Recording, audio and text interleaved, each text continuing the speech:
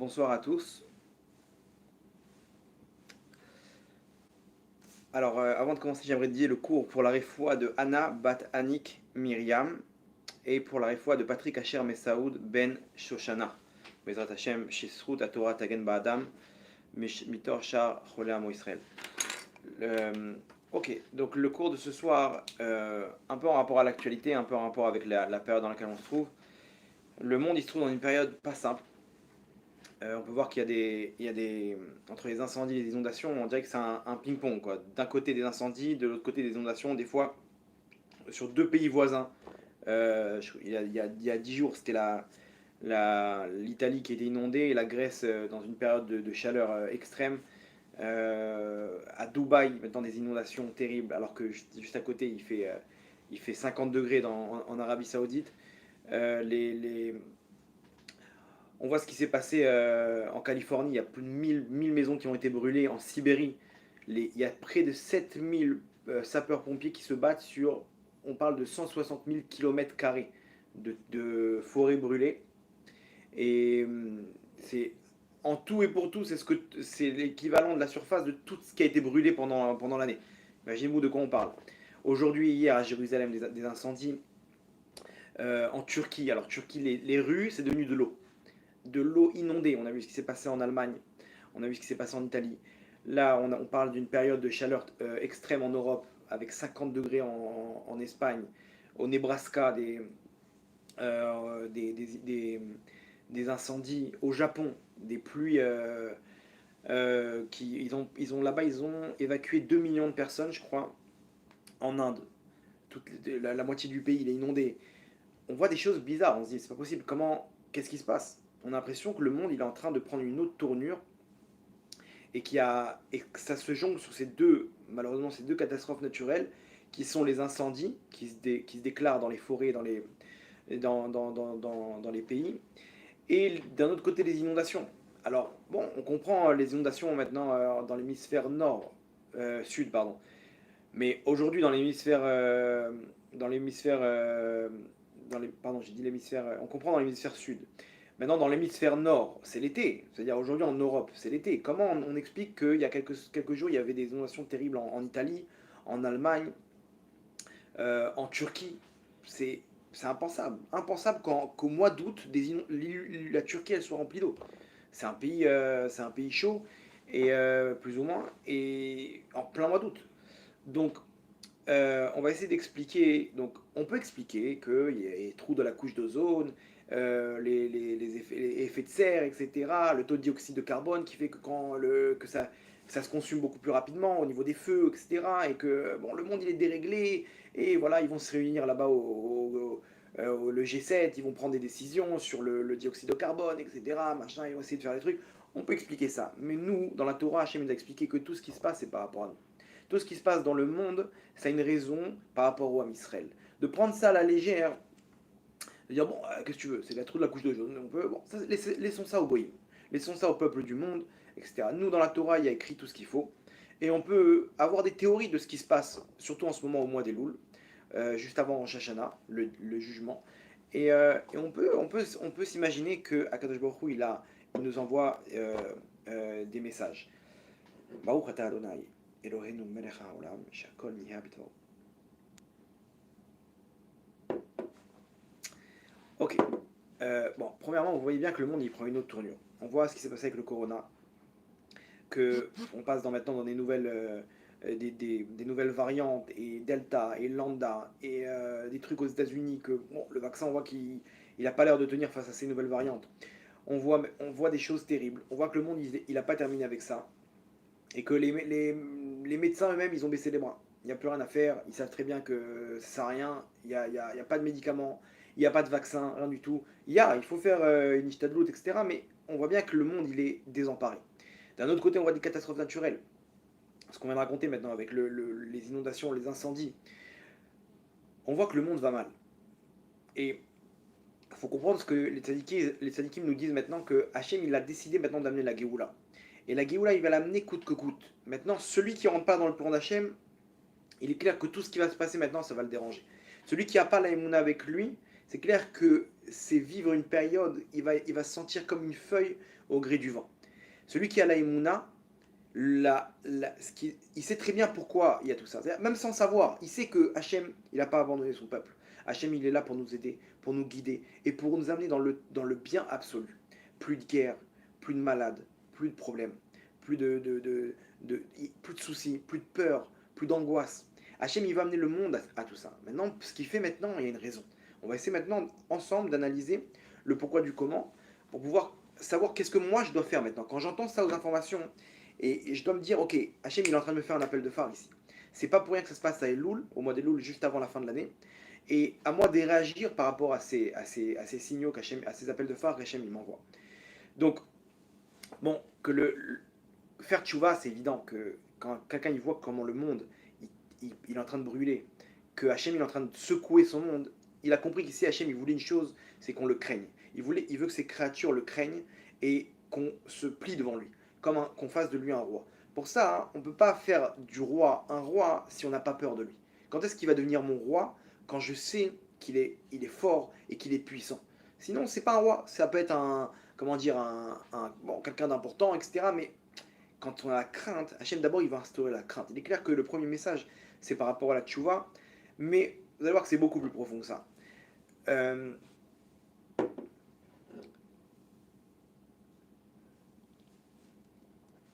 alors, les tzadikim ils parlent aujourd'hui d'une période. Rappelez-vous bien de ce que je vais vous dire maintenant. Le Rav, comment dire, le Rav Yeshayahu Pinto, il a parlé il y a quelques jours. Et lui-même, il a prononcé exactement ce que tous les tzadikim nous disent à peu près le même discours. Le monde, dans les prochains jours, il va prendre une autre tournure. Là, on rentre dans la période de la Shemitah, donc la jachère, donc juive, après Rosh Hashanah. C'est une période extrêmement propice pour la venue du Mashiach. C'est-à-dire que les préparations, comme ça, la Gemara dit que la 6e année, c'est-à-dire celle dans laquelle on se trouve maintenant, c'est une année de colottes, de rumeurs, des bruits de guerre, des bruits comment dire, des rumeurs que le monde va prendre une mauvaise tournure, etc. La 7e année, c'est là que ça rentre en compte. C'est là que la 7e année, on dit c'est Milchamot. Milchamot, c'est des guerres. Les tzadikim, ils parlent comme ça qu'aux alentours de Kippour, rappelez-vous bien de ce que je vais vous dire maintenant, mais aux alentours de Kippour, tout le monde aura compris que le monde, il a pris une autre tournure. C'est-à-dire qu'il va se passer des choses que les gens, ils vont comprendre que ça y est, on va plus revenir dans le monde dans lequel on était maintenant. Comme ça, le tzaddik des implantations, il s'est prononcé, il a dit que il faut annuler ce mauvais décret. Il faut annuler ce mauvais décret parce que comment dire, ça va s'accélérer et ça va pas être simple. Si on n'a pas la Emouna, ça va pas être simple. Les tzadikim parlent qu'au début, ça sera en Israël, une période terrible en Israël, et après, ça sera dans le reste du monde. On va commencer avec Israël, après dans le reste du monde, où on parle d'un événement qui va lancer d'autres événements qui vont amener à une guerre mondiale, etc. Euh, des catastrophes naturelles comme on voit maintenant. On voit maintenant, nos yeux nous montrent que ce qui se passe maintenant, c'est pas quelque chose de normal. Il n'y a jamais eu ça. L'ONU eux-mêmes, ils ont déclaré un état d'urgence par rapport au changement de climat. On voit qu'il y a quelque chose. Qu'est-ce qui se passe? Le patron de ce monde-là, il est en train de secouer son monde. Pourquoi? Parce qu'il veut se dévoiler et il le fait de gré ou de force. S'il voit qu'on n'a pas compris avec le corona, alors ça sera de force. De force, ça veut dire quoi? Ça veut dire des catastrophes, des guerres. Jusqu'à temps le mec il se retrouve dos au mur avec son lit de Tehillim et qui dit Hachem, pardon, ça y est, j'ai compris, je suis avec toi Hachem. Ah, ok, à ce moment-là, c'est quelque chose d'autre. Mais Hachem, il ne veut pas employer la force. Vous allez voir que c'est quoi le message qu'on va essayer d'expliquer ce soir. Ok, alors on rentre maintenant dans l'explication. Le mois d'Elul, le mois dans lequel on se trouve maintenant, le Harizal nous dit que, en fait, il nous donne un passou qui est Anoten Bayam Darer. On va mettre on va ouvrir dans la mer un passage. Okay, ce passouk-là, hein, il dit le Harizal. Donc le Harizal, je vous rappelle, c'est celui qui explique la Kabbalah, donc les secrets de la Torah. Et il nous dit que dans ce passouk-là, c'est le résumé de ce qu'on doit faire à Elul. Okay, donc il explique ça selon la Kabbalah, qu'il y a deux Shemot Akdoshim, deux noms sacrés, qui sont illusionnés dans ce passouk-là, dans ce verset, qui correspondent au Shem Sag. Ok, bon, je vous donne les noms. Et le Shem Ekie. Ces deux Shems-là, c'est deux extrêmes. C'est un qui correspond au feu et un qui correspond à l'eau. Donc vous voyez que ce qui se passe aujourd'hui, ça devrait attirer notre attention par rapport à le travail qu'on doit fournir en tant que juif pendant ces jours-là, qui précèdent Rosh Hashanah. Il nous dit qu'il y a deux forces qui dominent dans le monde actuellement, et qu'une personne elle doit utiliser dans sa Avodat Hashem, dans son service divin, c'est le feu et l'eau. Ces deux noms sacrés, ces deux noms divins, ils représentent ces deux forces-là. Elles sont complètement extrêmes. Et comment dire, et les deux, on doit utiliser les deux pour servir Hachem pendant les jours des Louls. Maintenant, regardez, selon le sens simple, le résumé de ce qu'on doit faire à Elul, le mois des Louls, c'est Elul, c'est les initiales de Ani les Dodi, Vedodi Li. Donc c'est un passouk, c'est un verset de Shir HaShirim, du chant des chants, je ne sais pas comment on traduit, mais du roi Salomon, de Shlomo Ameler. C'est quoi Ani les Dodi, Vedodi Li? Je suis pour mon bien-aimé, et mon bien-aimé est pour moi. C'est-à-dire que on appelle Hachem mon bien-aimé, c'est-à-dire qu'il y a une période pendant le mois des Louls comment dire, un lien extrêmement fort entre Am Israël, entre le peuple juif et Hachem. Moi, je suis vers mon bien-aimé, c'est-à-dire qu'on l'appelle Dodi. Dodi, c'est mon bien-aimé. Entre parenthèses, c'est aussi mon oncle, l'oncle. Pourquoi l'oncle? L'oncle est le bien-aimé selon la Torah, c'est le même mot. Pourquoi? Parce que regardez, l'oncle, c'est pas le père. Le père, il l'aime à fond, mais il punit des fois. Parce que c'est quoi ce carnet? C'est quoi ce truc? T'es puni, etc. Donc, l'enfant, il voit, même si le père, il fait ce qu'il faut, il a besoin de le punir pour lui mettre des règles pour pas qu'il finisse dans le mauvais chemin. Mais l'enfant, lui, il voit le père des fois comme quelqu'un de mauvais. Par contre, l'enfant, quelle est la vision qu'il a de son oncle? Son oncle, il est que là pour lui faire du bien, lui faire des sourires, lui offrir des cadeaux, le sortir, lui offrir des bonbons, etc. Donc Hachim nous dit, le mois des Louls, je veux que vous ayez cette image de moi. Mon bien-aimé, c'est quoi? C'est mon oncle. C'est-à-dire en même temps, c'est la notion que je veux pas que vous ayez une mauvaise image de moi. Même la punition, je veux même pas que vous entendiez parler de ça. Ok? Maintenant, c'est quoi Ani les Dodi? Moi, je suis vers mon bien-aimé. Ani le Dodi Vedodili. Et lui, il est vers moi. Ici, regardez, l'homme, il a deux actions. Il a ou une action vers Hachem, ou une action d'Hachem vers lui. C'est quoi? C'est exactement ce qu'on a dit maintenant. C'est ce que le Harizal nous dévoile quand il lève le rideau des secrets de la Torah. Il nous dit, c'est le feu et l'eau. Pourquoi le feu? Le feu, c'est la force qui va me permettre d'avancer. C'est une force active. C'est quand quelqu'un il a le feu comme ça, il est chaud et tout, il est actif. Ok? L'eau, c'est, comment dire, c'est une force passive. Regardez, l'eau, là où on la met, elle va essayer de se retirer dans les endroits les plus profonds. Elle est passive, elle veut tout le temps se retirer, elle ne va pas de l'avant. Le feu, il prend du terrain, il va de l'avant. Un arbre, après un autre arbre, etc. Il se diffuse. L'eau, bon, à part des tsunamis, etc., des trucs, des inondations, etc., c'est plus une force où elle va chercher à s'échapper. Bon, alors ça fait des inondations quand il n'y a pas où s'échapper, donc ça s'accumule. Mais techniquement, la force de l'eau, c'est de tomber, de descendre, comment dire, de recevoir, d'être passive. Ok? L'eau, elle va tout le temps aller vers le bas. De la montagne, elle va descendre, des cascades, et trucs, etc. Prenez de l'eau, ça cherche tout le temps l'endroit le plus bas. Ok? Contrairement au feu. Le feu, il veut se développer. L'eau, elle cherche tout le temps à être passive en tant qu'action. Donc c'est ce que nous résument nos sages en disant Ani les Dodi, je suis vers mon Dieu, vers mon bien-aimé, dans le sens que je dois faire des choses pour me rapprocher de lui. Et d'un autre côté, Vedodili, et lui il est vers moi. C'est-à-dire des fois je dois faire passivement, je dois accepter des fois ce qu'Hachem il veut pour moi.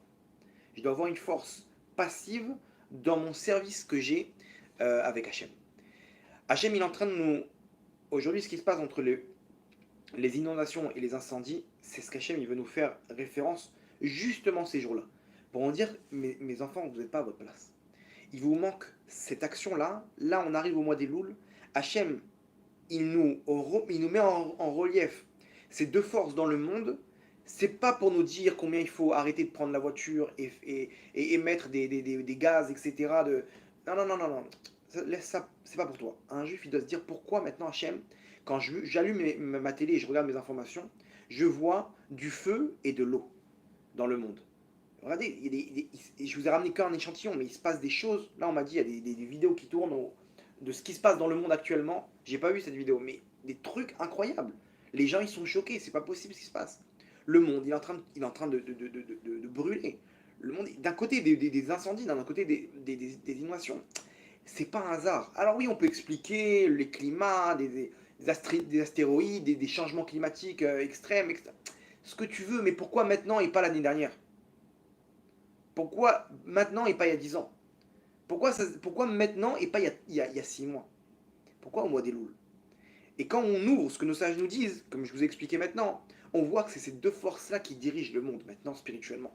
Donc il est clair que matériellement, c'est ça qui va dominer. Mais si ça domine le monde, ces forces-là de feu et d'eau, de manière extrême comme on le voit actuellement, c'est qu'Hachem il est en train de nous secouer, il est en train de tirer la sonnette d'alarme. Il nous dit mes enfants, plus que jamais, maintenant, plus que jamais, il faut vous réveiller. Là, ce qui s'est passé avec le corona, avec le Covid, on n'est toujours pas sorti, on est parti dans une autre vague. Ok, en Israël, le pays modèle de la crise du corona, le pays repart dans une quatrième vague. Ils ne savent pas s'ils vont faire un confinement, etc. Les vaccins, c'est pas ce que c'est. 60% des gens qui sont hospitalisés, ils sont vaccinés. Des gens qui ont fait le troisième vaccin, ils sont tombés malades, dont le Rav David Pinto, que le cours il soit aussi pour Sarif Washlema, Bezant Hashem, Rav David Hanania Ben Madeleine Mazal. Et comment c'est possible? On se dit quoi? Même les enfants, même eux, ils contaminent. Même ceux qui ont le vaccin, ils contaminent. Personne ne peut dire ce que c'est cette maladie. On ne sait pas où ça va et il y aura des conséquences, que ce soit au niveau économique, que ce soit au niveau de guerre. Ça crée des tensions. Les gens, ils n'ont plus rien à perdre. Au niveau des comportements psychologiques, les peurs, l'éducation des enfants, le shalom bayit avec dans les couples, etc. Donc, on voit qu'Hachem ici, il nous dit, mes enfants, il y a un réveil à avoir maintenant. Alors, ça a repris, on est où? Il y a beaucoup de gens qui sont réveillés, mais là maintenant, Hachem dit, attendez. Là, je vais décréter pour la prochaine année ce qui doit se passer. Croyez-moi, mes enfants, ce qui doit se passer, c'est pas simple. Jvit Milchamot. La septième année, l'année de la Shemitah, c'est une année qui est extrêmement haute dans le ciel. Mais elle est tellement haute qu'elle est propice pour la venue du Mashiach, pour cette grande lumière qui est la Géoula. Le problème, c'est que si on n'est pas prêt, ça va se faire de force. Donc Hachem nous dit, mes enfants, j'ai pas envie de décréter une année comme ça, une année de souffrance, etc. Les tzadikim, il y a quelqu'un que je connais, il m'a dit, son rave, il lui a dit, il a sorti comme ça, il a dit, je sais pas comment on peut arriver à enlever ce décret qu'il y a sur l'âme Israël maintenant. Et on n'arrive pas. Et remarquez bien, c'est intéressant de remarquer ça, mais chaque fois qu'il y avait des menaces de guerre, vous pouvez voir dans tous les cours qu'on a fait, avec l'Iran, Israël, ils attaquent les centrales nucléaires iraniennes, il n'y a pas de riposte. Mais c'est inconcevable. Tout le monde sait qu'Israël, ils ont bombardé, ils ont pas bombardé, ils ont fait exploser des centrales, ils ont fait exploser des choses. On aurait pensé qu'il y aurait des... Et chaque fois qu'il y a eu des menaces de guerre, il y a eu des confinements derrière. Pourquoi? Et là, c'est cette personne-là qui m'a dit ça au nom de ce tzaddik. Ce tzaddik, il a dit on n'arrive pas à transformer la menace de guerre qu'il y a sur Israël maintenant en confinement. C'est-à-dire que le confinement, c'est l'adoucissement du mauvais décret qu'il aurait dû avoir avec des guerres et des missiles et des gens qui sont, entre guillemets, confinés de la mauvaise manière. Parce que si c'est des bombes, on est tous confinés, mais avec des peurs, avec des angoisses, et personne ne peut sortir dans les rues. Par contre, quand c'est le confinement du corona, bon, c'est détente. On est chez nous, on n'est pas dans les chambres fortes, on peut aller faire des courses tranquille, bon, faut mettre le masque, faut truc et tout, mais ça se transforme c'est adouci. Vous comprenez que c'est la même action, mais adoucie. Et ce tzaddik-là, il dit, les tzaddikim, ils n'arrivent pas à transformer la menace de guerre qu'il y a maintenant en confinement. Regardez le gouvernement, il n'arrive pas à décider de faire un confinement. Alors parce qu'ils ne veulent pas se mettre sur la même politique que Netanyahou, et nous, pour nous, c'est des trucs extrêmes. Mais finalement, tu vois bien qu'il faut confiner. Enfin, je sais pas, ils veulent pas admettre, mais ils disent non, c'est des mesures extrêmes, etc. Mais ils sont dépassés par les événements. Et en fait, la signification, c'est que, au fond, Hachem, il veut peut-être pas confiner parce qu'il veut passer dans une guerre. Il veut pas qu'il y ait un adoucissement. Il veut qu'on y passe. Pour ça, il nous dit, mes enfants, réveillez-vous. C'est pas simple ce qui doit se passer. Et j'ai pas envie de décréter des mauvaises choses cette année. J'ai envie de décréter une Géoula, Berachamim Gdolim, comme il y a écrit maintenant dans la Haftarah de cette semaine, ou Berachamim Gedolim Akabetzer, et avec de la grande bonté, je vous réunirai. Hachem, il est capable de nous réunir de la meilleure des manières, en Israël, dans la Géoula finale. Mais c'est entre nos mains. Et si Hachem, il secoue le monde maintenant, c'est pour nous réveiller. Ok. Donc, maintenant, venons, on analyse en détail, c'est quoi cette force de feu qu'on doit appliquer. et cette force d'eau active, donc la forme active et la forme passive que je dois appliquer dans ces jours pour pouvoir me rapprocher d'Hachem et pour pouvoir décrocher la Géoula personnelle ou la Géoula et la Géoula du Ham Israël. Ok, c'est quoi le feu? Donc le feu, on a expliqué, donc c'est cette force active qu'une personne doit avoir. Le, le Midrash Psikta des Rav Kana, il ramène comme ça qu'à la fin des temps, Hachem il va réunir le Ham Israël, il va réunir les tzadikim plus exactement, et il va leur dire c'est pas suffisant que vous êtes occupés de ma Torah et de mes mitzvot, mais il va leur faire le reproche, Hachem, il va leur dire mais qu'est-ce que vous avez fait avec ma malchoute, avec ma royauté? Comme ça, il va leur dire Hachem. C'est étonnant, c'est-à-dire que nous on croit qu'un tzadik, il est, tant qu'il est dans le droit chemin, mitzvot, Torah, et qui diffuse, et qui ramène les gens, et qui monte une synagogue, etc., que ça soit, il est dans le bon chemin. Hachem, il va lui dire, non mon fils, ça, c'est pas suffisant ce que tu as fait. Pourquoi t'as pas pensé à ma malchoute, à ma royauté? À ma royauté, c'est-à-dire combien est-ce que tu t'es intéressé de dire, est-ce que moi je suis heureux maintenant? Ok, toi, tu as ton monde Lamaba, tu as ton monde futur, tu as ton monde, ce monde-là, etc. Mais tu as pensé ce que moi, je suis heureux de voir le Ham Israël comme ça. De voir le Ham Israël dans les poubelles, en train de courir derrière des films et des fringues et des trucs. Alors que qu'est-ce qu'il y a le Beth Amikdash. Le Beth Amikdash, mais celui qui. Rien que une personne, je la téléporte dans le Beth Amikdash, un millième de seconde, il revient transformé. Les gens, ils rentraient dans le Beth Amikdash, ils sentaient Hachem leur caresser le visage. Ils sentaient Hachem les prendre dans ses bras. Celui qui était malade, il ressortait, il était en bonne santé. Celui qui était triste, il ressortait heureux. Celui qui était pauvre, il ressortait riche. Celui qui était malade, il ressortait en bonne santé. C'était le remède de tous les problèmes. Hachem, c'est le remède à tous les problèmes. Mais dans le temps où on est en galoute, on cherche comment dire, des tarifs, comment dire, des choses qui vont me remplacer ce manque qu'on a dans le monde qui est la proximité avec Hachem. Donc on a besoin de la télé, on a besoin de nos films, on a besoin d'adrénaline, et encore plus, et encore plus. Mais vous voyez pas que le monde il est vide. Les gens ils ont rien, ils sont vides. Prenez une star de rock, une star de cinéma, ce que vous voulez. Si tu prends entre quatre yeux, tu verrais qu'il est vide. Il n'y a rien de rien. Il n'y a que du bluff. Il n'y a qu'une enveloppe, au fond, ça sonne creux. C'est vide, il n'y a rien. Pourquoi? Hachem, il est en train d'arrêter avec le corona, il est en train de tout arrêter, arrêter de courir derrière tout ça.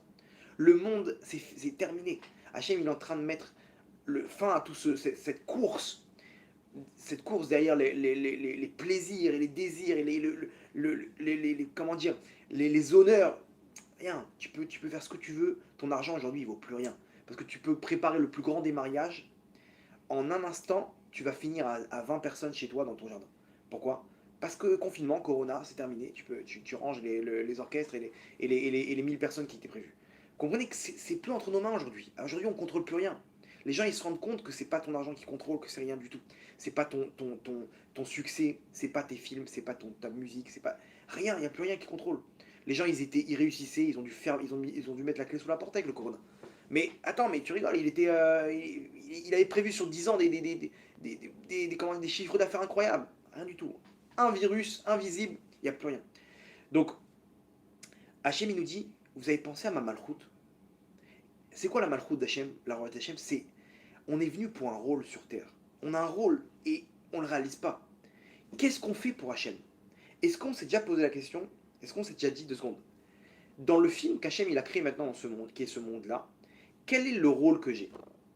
Est-ce que j'ai un rôle principal? Ou je suis en fait un mec là, comment dire, un pas un passant, vous avez compris quoi, les mecs qui sont dans les, ils sont de passage quoi dans le film là, ils font figure de, ils sont dans le décor quoi.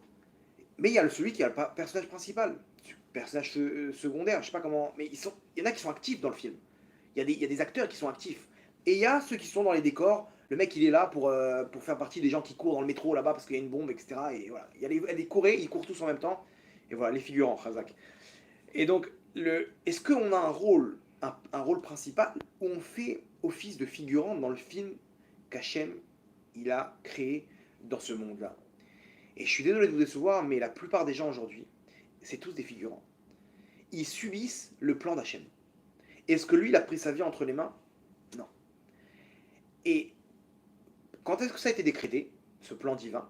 À Rosh Hashanah. C'est-à-dire qu'en fait, la plupart des gens aujourd'hui, ils vivent selon les règles de la nature. Ils mangent parce qu'il faut manger, etc. Mais est-ce qu'il a un vrai libre arbitre? Non. C'est un figurant. On croit qu'on a le libre arbitre. On n'a pas vraiment le libre arbitre. Un jour, Hachem va nous réveiller, et là, on va devenir actif. Quand on devient actif, quand on prend les choses entre les mains. C'est quand que ça se passe? C'est maintenant. Maintenant, c'est là qu'on peut se dire, ok, je suis venu dans ce monde-là forcément pour quelque chose.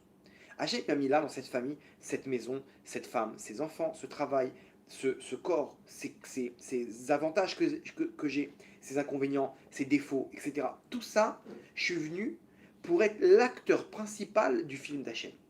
Attends, ça veut dire quoi? C'est-à-dire que si je suis l'acteur principal, c'est-à-dire que il y a les autres, c'est des acteurs secondaires. Non, non, non. Hachem, toi, tu es l'acteur principal. Et c'est pas un problème pour Hachem que moi aussi, je sois l'acteur principal dans le film qui est en parallèle. Ok? Donc, c'est-à-dire qu'en fait, il y a 1 million de films, on est tous des acteurs principaux, mais Hachem, il n'a pas de problème de faire en sorte que je suis l'acteur principal dans mon film, mais je peux être un figurant dans le film d'un autre, ou un acteur secondaire, dans celui de ma femme, par exemple. Vous comprenez? Donc, c'est tout un film, un grand puzzle, ok? Où je décide de prendre ma vie entre les mains et d'être actif. Ça, c'est le feu. La force du feu, c'est d'être actif dans ce monde-là, de décider d'être un acteur principal. Comme ça, nos sages nous disent que un homme doit se dire Bishvili nivra olam. Pour moi a été créé le monde. Pourquoi? Parce que regardez comment Hachem il a fait en sorte que Adam Arishon, le premier homme, il a été créé seul. Pourquoi Hachem il n'a pas créé un groupe directement, une famille ou un peuple? Il a créé un homme. Pourquoi tu crées pas un peuple? Il a créé un homme, après il a créé la femme. Genre, bon allez, on va lui rajouter quelqu'un. Mais nous, un peuple directement, tout de suite, des gens qui se lèvent comme ça, 300 bonhommes, et il y a là. Pourquoi un homme? Pour te dire que non. Un homme, pour te dire que c'est comme ça que c'est. Le monde, c'est moi avec un homme. C'est lui et moi. L'acteur principal, c'est lui et moi. Demain, il y aura un deuxième, troisième, quatrième, etc. Mais on garde ce principe-là. Le principe, c'est moi et toi. Hachem te dit, mon fils, c'est toi et moi. Oublie les autres. Ouais, mais les religieux, et ouais, mais regarde, ces femmes-là, elles sont pas de Sanoa. Arrête, oh, laisse tomber. C'est toi et moi, Hachem te dit. Toi et moi. Ne regarde pas parce que elle, c'est la directrice du séminaire ou de la femme du Rav, mais elle n'est pas de Sanoa. Donc pourquoi moi je serais de Sanoa? Et regarde les religieux, ils ont volé de l'argent et ils ont fait des coups du président, alors que le mec il est. Laisse tomber, laisse tomber. Tu veux, toi et moi, c'est l'homme Israël, Hachem te dit. Il n'y a rien d'autre. Oublie les autres c'est des figurants. Les autres c'est des figurants qui doivent t'apprendre comment te comporter toi, mais oublie le reste du monde. C'est toi et moi. Et l'homme Israël, bien entendu. L'homme Israël aussi, il a un rôle principal vis-à-vis des nations par rapport à Hachem. Quand j'accepte mon rôle, quand je rentre dans ma peau maintenant et je fais, vous allez voir, entre guillemets, tchouva. Tchouva, c'est revenir vers Hachem. Non, pas tchouva comme on a pu l'entendre. Alors, il faut comprendre qu'il y a deux définitions de la tchouva. La tchouva qu'on connaît, et que tout le monde connaît, c'est faire revenir vers Hachem, se séparer de mes fautes. Ça, il est clair que si vous ne l'avez pas encore fait, alors c'est le premier niveau, CP, ok? Niveau CP. Premier niveau, c'est de comprendre que ce que tu fais, c'est pas bien, ok? Te séparer des fautes. C'est la définition que donne le Rabbeinu Yonah dans Sharet Tshuva. Maintenant, il y a une autre définition, celle du Chovot Alevavot. Sharet Tshuva dans Chovot Alevavot. Là-bas, il dit c'est quoi faire Tshuva? C'est arriver un moment à faire un comment ça s'appelle? En hébreu, c'est tipoul. Le tipoul de la voiture, l'examen de la voiture, là, le contrôle technique. De faire un contrôle technique de ta neshama. Tous les 10 000 km, une voiture, elle doit rentrer au garage, changer l'huile, vérifier les freins, etc.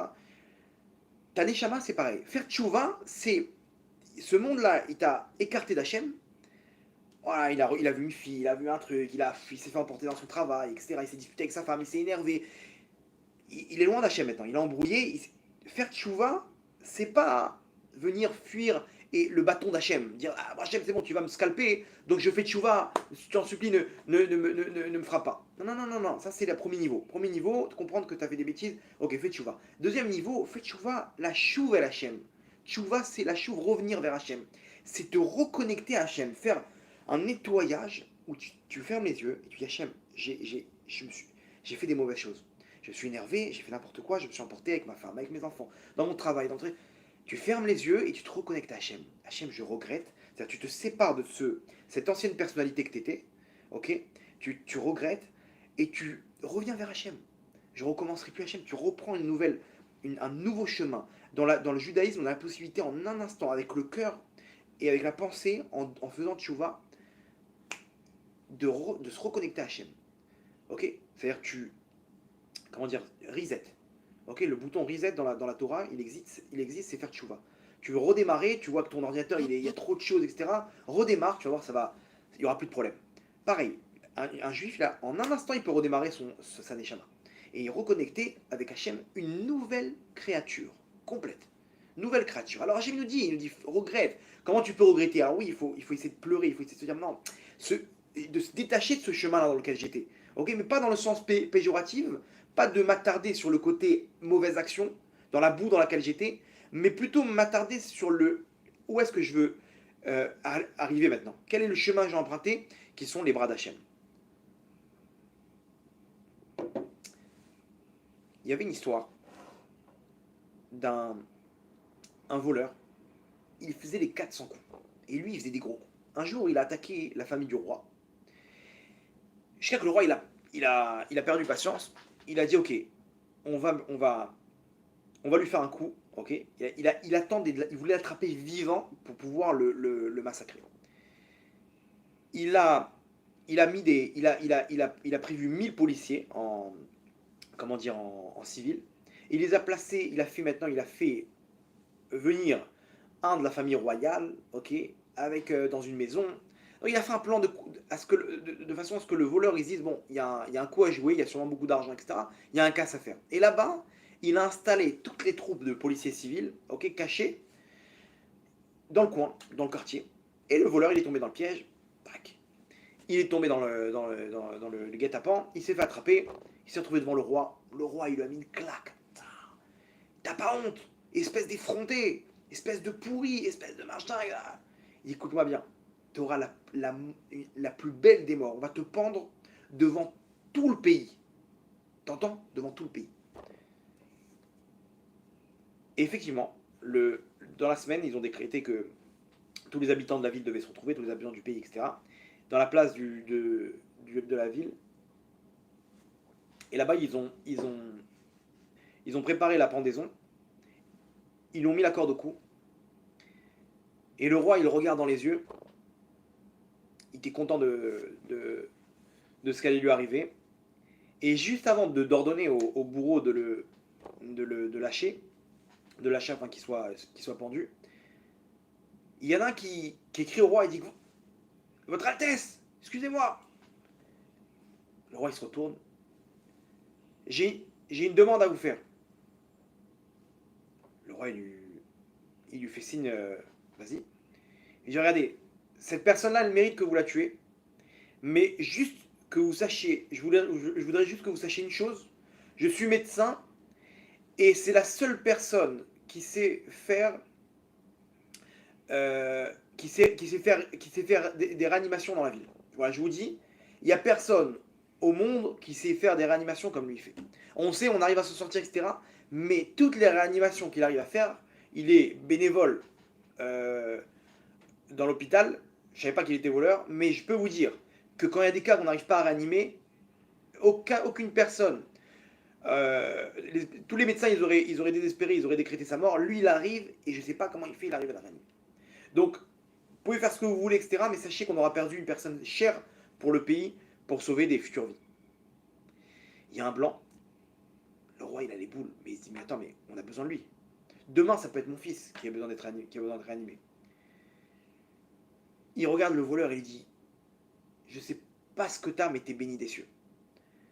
T'es libre, mais attention à toi. C'est la dernière fois. Et le roi, comme ça, il a libéré le voleur. Pourquoi? Parce qu'il avait quelque chose à aider, quelque chose qui pouvait servir le peuple. Ça, c'est l'histoire de notre vie par rapport à Rosh Hashanah. Bon, je vous ai fait un roi un petit peu sauvage, mais Hachem, il n'est pas comme ça. Par contre, c'est la même histoire. Est-ce que à Rosh Hashanah, Hachem, quand on va passer en jugement devant lui, est-ce qu'il va nous dire, mon fils, est-ce que j'ai besoin de toi aujourd'hui dans mon plan ou pas? Il faut comprendre que dans le plan d'Hachem, dans le film d'Hachem, si on n'est pas à notre place, alors on n'a rien à faire dans ce monde. Hachem, il nous laisse encore une chance, encore une année, etc. Mais des fois, Hachem, il nous dit, mon fils, laisse tomber, viens, je te refais une autre vie, tu reparles. Maintenant, là, ça sert à rien. Je vais te limiter la casse. Tu sais rien, t'es figurant. C'est dommage. Viens, je t'enlève de ce monde-là. Je te renvoie dans un autre Gilgoul. Et peut-être que tu auras d'autres chances. Game over, ça y est. Tu sais rien dans mon monde maintenant, tu sais rien. Est-ce que nous, on va arriver à dire devant Hachem, à Rosh Hashanah, Hachem, t'as besoin de moi. Et sachez que chaque personne au monde, elle a quelque chose qu'elle peut apporter que personne d'autre, depuis la création du monde jusqu'à la fin des temps, ne pourra apporter à Hachem. Moi, j'ai des défauts et des qualités qui vont me permettre de fournir à Hachem, dans son plan divin, une chose qu'aucune personne ne pourra fournir. Moi, je peux faire avancer la royauté d'Hachem. Oui, moi, là où je me trouve, à partir du moment où je suis dans ce monde-là, j'ai la possibilité de faire avancer la royauté d'Hachem. Alors chacun, il peut se dire, ok, moi, quels sont mes défauts? Où est-ce que je peux m'améliorer? Les plus grands défauts et les plus grandes qualités, c'est généralement là qu'une personne doit mettre le paquet. Elle voit, c'est toujours les mêmes problèmes d'honnêteté dans son travail, les mêmes problèmes avec sa femme, avec ses enfants, avec la prière, avec le Shabbat, avec les filles, avec la tsniout. Une femme, elle voit moi c'est ça mon péché mignon. J'arrive pas, je sais que c'est ça. Et elle sent que c'est. Ça me transperce.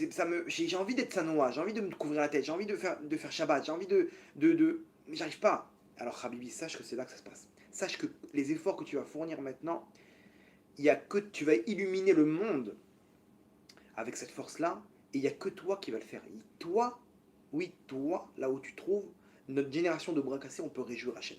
Si on arrive à se retrouver dans le rôle qu'Hachem nous a donné. Bien sûr, le mec, il a des problèmes avec les femmes, il a des problèmes. C'est là-bas que ça se passe aussi. Les avérotes qui sont dures, le lachonara, etc., c'est là-bas que ça se passe. Alors commence à te battre, commence à te mettre sur les rails. Montre à Hachem un élément pour dire à Hachem, regarde, je vais le faire mon rôle sur Terre. Je ne suis pas encore au taquet, je ne suis pas encore prêt, je suis pas encore là, mais je me suis mis sur les rails. J'ai commencé à monter la première marche. Je ne suis pas encore arrivé au sommet, mais je l'ai fait. C'est tout ce qu'Hachem nous demande. Hachem nous dit, mon fils, que au moins dans ta tête, tu veux prendre ce rôle ou pas? Tu acceptes le rôle, attends 2 secondes, je vais lire le script, voir si c'est bon pour moi, etc. Avant tout, oui ou non. Après, tu verras comment, quel rôle, quel truc, tu fais des changements dans le script. Mais est-ce que tu veux ou pas? Si tu veux pas, moi je vais te prendre un autre acteur. Est-ce que d'abord je compte sur toi ou pas? Si je compte sur toi, c'est bon. Après, on verra. On discute du scénario du film.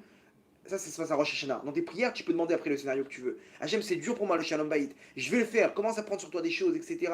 C'est dur pour moi le Shabbat, la Tzniut. Comment apprendre sur toi des choses? Montre Hachem que tu as fait une Kabbalah, tu as pris une marche, tu as monté une marche. Après Hachem, c'est dur, aide-moi. Ok, le scénario, t'inquiète pas. On voit ça à Rosh Hashanah dans tes prières. Mais commence à me montrer que tu es important dans ce monde-là. Et c'est ça le film de ce monde. Le film de ce monde, c'est exactement. On a tous des rôles. Des bons rôles et des mauvais rôles. Malheureusement. Et c'est comme ça, entre parenthèses, qu'on peut comprendre que, en fait, on peut en vouloir à personne dans ce monde. Quelqu'un, il m'a fait du mal, il m'a volé de l'argent. Et je devais perdre cet argent. Maintenant, moi, à Rosh Hashanah, Hashem, il a décrété que je dois perdre cette somme-là, ok, pour une raison X ou Y. Ça venait réparer, ça venait faire expiation de plusieurs fautes. Maintenant, comment je vais perdre cette somme d'argent? Il y a deux manières. Ou j'ai perdu de l'argent dans un investissement, ou on m'a volé de l'argent, j'ai prêté de l'argent à quelqu'un qui m'a arnaqué. Maintenant, regardez maintenant comment on comprend bien, comment je n'ai pas de haine envers cette personne-là. Parce que moi, je dois perdre cet argent. Point. Maintenant, lui, il a montré à Hachem avant que c'était un voleur par rapport à ses actes. Donc Hachem dit, écoute, ça tombe bien, j'ai mon fils qui doit perdre de l'argent. Toi, tu veux voler dans ton libre arbitre, tu as choisi de voler. Je vais faire un scénario dans le film où toi, tu as le mauvais rôle et lui, il doit perdre l'argent. Donc toi, tu arrives à ce moment-là, je vous fais vous rencontrer, etc. Donc en fait, lui, il m'a rien pris. Il a pris ce que si c'est pas lui, etc. Donc j'ai pas de haine à avoir. Hachem, qui fasse, tu vois, qu'est-ce que je dis? Mais après, maintenant, alors oui, je dois utiliser ce monde-là, porter plainte et me battre, etc. contre lui. Mais lui demander, etc. Mais dans mon cœur, je ne dois pas avoir de haine. Et vous comprenez comment après, une personne, elle vit, mais détente. Il m'arrive ce qui doit m'arriver. Tout ça a été décrété à Rosh Hashanah, point. Je vais le redemander, je vais lui dire, etc. Il m'a toujours pas payé. Bon, c'est que d'en haut. Ah, mais le pauvre, qu'est-ce que tu veux, c'est son problème. C'est lui Hachem, je vais pas rentrer dans les comptes Hachem.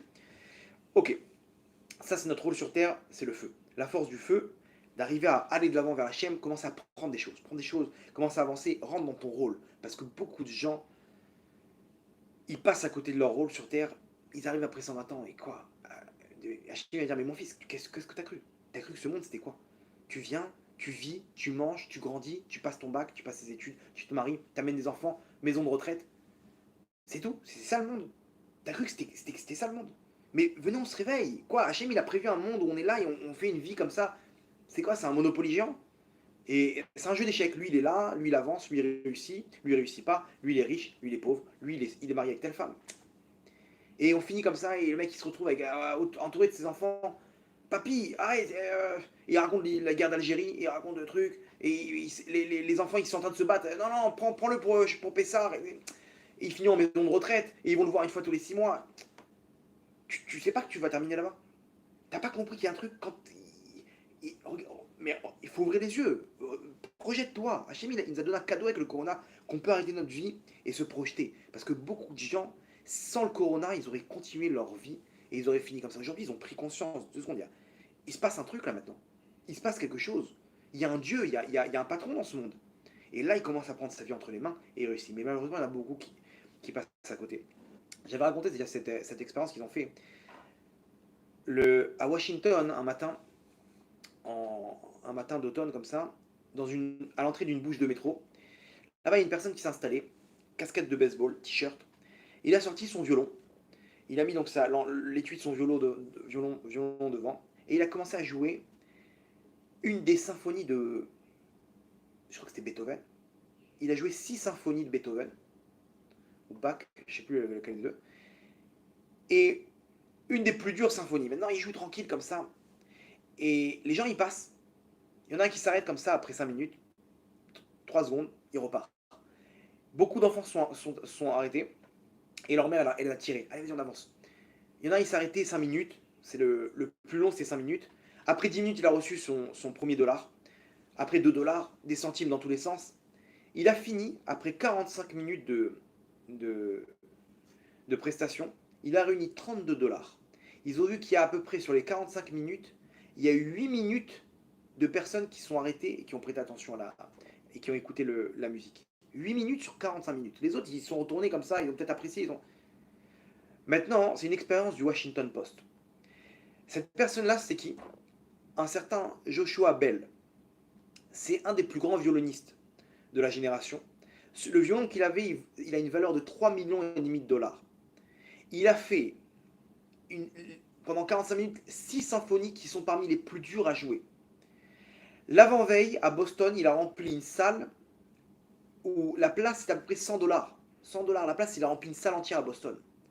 Il se retrouve dans une bouche de métro, il n'y a pas une seule personne qui a, comment dire, qui a vu la beauté du spectacle qu'il y avait devant ses yeux. Pas une seule personne. 8 minutes en tout de gens qui sont arrêtés. 32 dollars. Alors que vous avez vu comment il a réuni l'avant-veille à 100 dollars la place. 32 dollars il a réuni dans une bouche de métro. Avec le Washington Post, il pose plusieurs conclusions, dont une qui nous intéresse maintenant, c'est combien de gens ils passent à côté de bonnes choses et ils sont dans la folie de leur vie. Le mec, il a son travail en tête. 2 secondes, regarde ce qui se passe là. Non, mon train, mon métro, mon boulot, mon dodo. Mais regarde, tu passes à côté de la vie. Tu passes à côté de choses grandes. Regarde, tes enfants, ils sont là à côté de toi. Ta femme, elle est à côté de toi. À côté de quoi tu passes? Tu es concentré dans tes WhatsApp et dans tes trucs, etc. Regardez la lettre qu'il a laissée Steve Jobs, le patron de Apple, avant de mourir. Il dit, je suis devant la mort maintenant. J'ai réussi tout dans ma vie. J'ai réussi dans mes affaires, j'ai réussi dans mon entreprise, dans mes diplômes, dans l'argent. Dans tous les domaines, j'ai réussi. Aujourd'hui, je suis devant la mort. Et les seules choses que j'ai en tête, c'est les souvenirs que j'ai avec mes enfants, avec ma femme, le bon temps que j'ai passé avec ma famille, pendant les fêtes, pendant les événements familiaux, etc. J'ai ces images dans ma tête. Il donne un conseil, il dit saisissez les bons moments que vous avez, les moments de chaleur et d'amour que vous avez, parce que le reste, on ne l'emporte pas avec nous. Le reste, on l'emporte pas avec nous. L'argent et le succès, c'est du bluff. Lui-même, qui a réussi dans tous les domaines, il nous dit ça. Allez voir sur Internet cette lettre qu'il a laissée. Si vous ne me dites pas que c'est Steve Jobs, j'aurais cru que c'était le Raphaël Sraim. Incroyable. Moi, je tire une autre conclusion de cette expérience du Washington Post. Combien, par rapport à ce qu'on a dit maintenant, combien de gens ils passent à côté de leur rôle sur Terre? Toi, t'es ce Joshua Bell du métro, ok, qui vaut 32 dollars. Pourquoi? Parce que t'es pas à ta place. Mais si on te mettait dans la salle à Boston, eh ben, t'arriverais à 100 dollars la place. Ok, à réunir une place entière, on verrait tes qualités. Ton violon à 3,5 millions de dollars. on verrait ton talent, on verrait tout ça. Mais t'es pas à ta place. On te donne ce que tu veux être. La société, elle te dit non, ne t'habille pas de Sanoa parce que comment ils vont te voir, la famille? Si tu te couvres la tête maintenant avec ta serpillère sur la tête, comment ils vont te voir, ta famille? Et ta belle-sœur, et tu vas te faire charrier.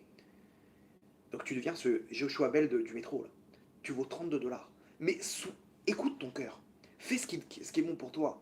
Ça, c'est le feu. Utilise le feu qui est en toi pour foncer devant Hachem, parce qu'Hachem, maintenant, il a besoin de toi. Il y a une chanteuse en Israël, elle s'appelle Eti Ankri. C'est une chanteuse très populaire, bon, je la connais pas, je sais même pas à quoi elle ressemble, mais comme ça, j'ai lu sur elle. Une chanteuse très populaire, elle vivait toute sa vie, elle disait, je gagnais des centaines de milliers de dollars. Et j'avais tout ce qu'il fallait. Mais le soir, je rentrais chez moi et je pleurais. Je sentais le vide qu'il y avait en moi. Et je sentais cette contradiction que j'avais avec cette vie à l'abandon que j'avais. Et en même temps, cette proximité que je voulais avec Hachem, mais je ne peux pas coordonner les deux. Parce que être avec Hachem, c'est faire Shabbat. Et faire Shabbat pour un artiste, c'est impossible.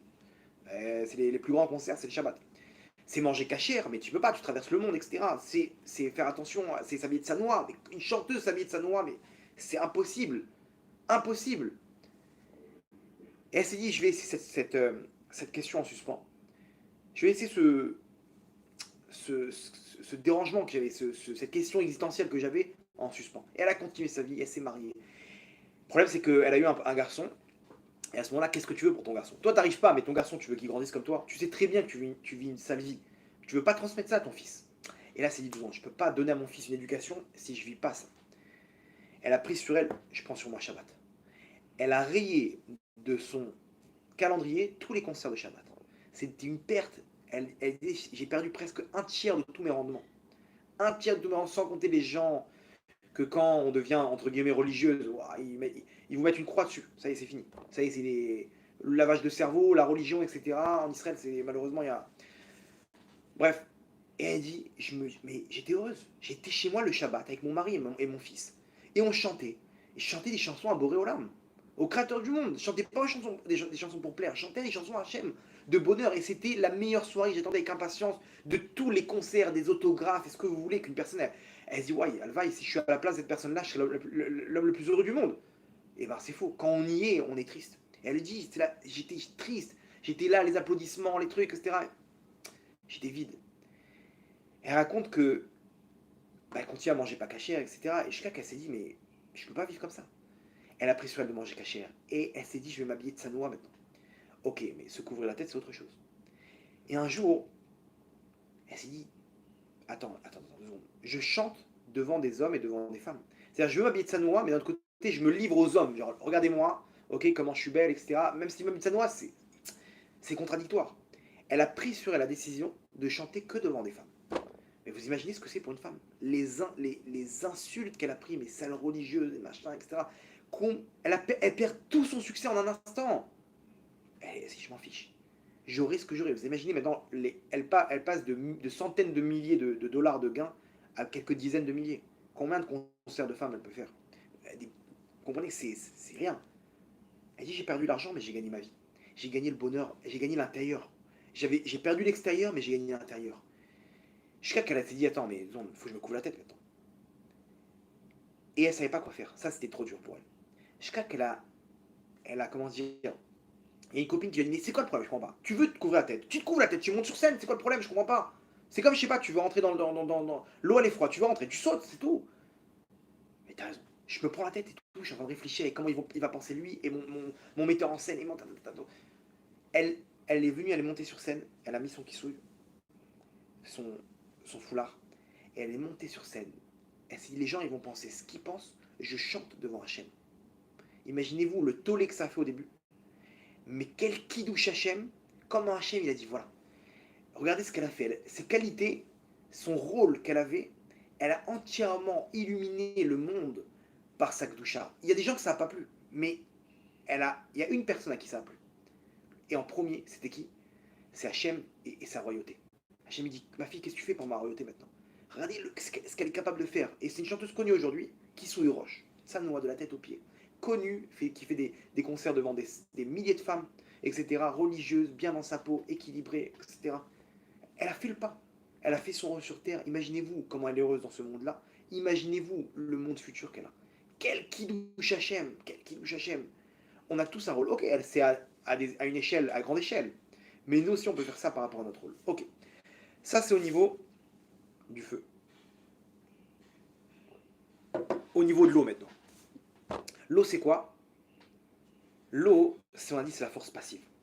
Maintenant, dans ce film, Hachem, des fois, il a décrété pour moi un rôle que des fois, j'ai du mal à accepter. J'ai du mal à accepter le rôle qu'Hachem, il a décrété pour moi.